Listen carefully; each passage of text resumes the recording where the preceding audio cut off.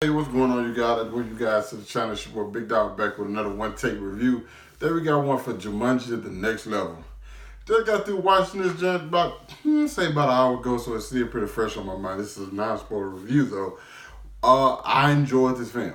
Now, I think my expectations for this film weren't like set too high. They were kind of like, hey, this thing kind of like give me what the last one gave me, which I really enjoyed. I think was a surprise hit for a lot of people. I'm like, if you can give me that same feeling, that same kind of vibe, I think I'd be happy. And the thing I look at this with this film is not like how strong the acting was, even though I do think there's like some very strong moments from each one of these people because they have to like do this. The film asks them to do quite a bit, and like I think when they do, they pull it off.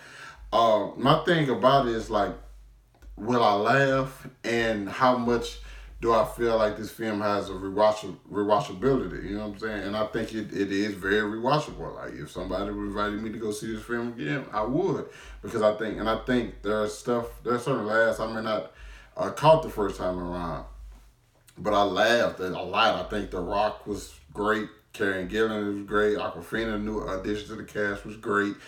Uh, Jack Black is sensational again.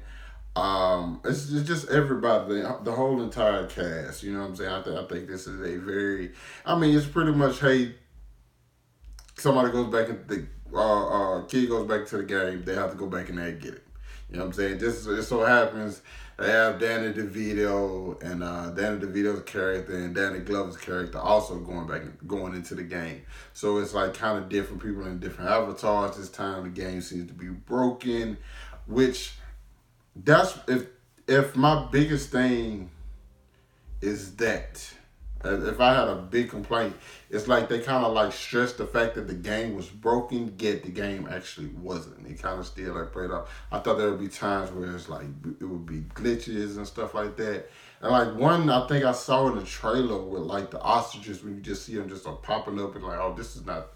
So the game is messed up. It's like it didn't actually play out like that. It just like basically was a new mission, you know what I'm saying? So that's the only thing I think the trailer was kind of misleading in that, because I think that would have been a new twist to the game, you know what I'm saying?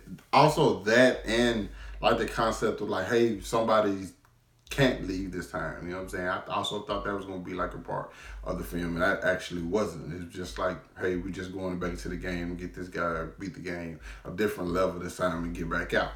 So, and saying that doesn't hurt the film. It's just like kind of like I feel like I was sold on something on that part. Well, that's not like what made me go see the film. I was going to see the film because I like the cast. And, you know what I'm saying? The first one was good.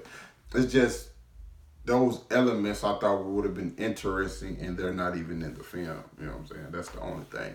But yeah, I think standouts once again.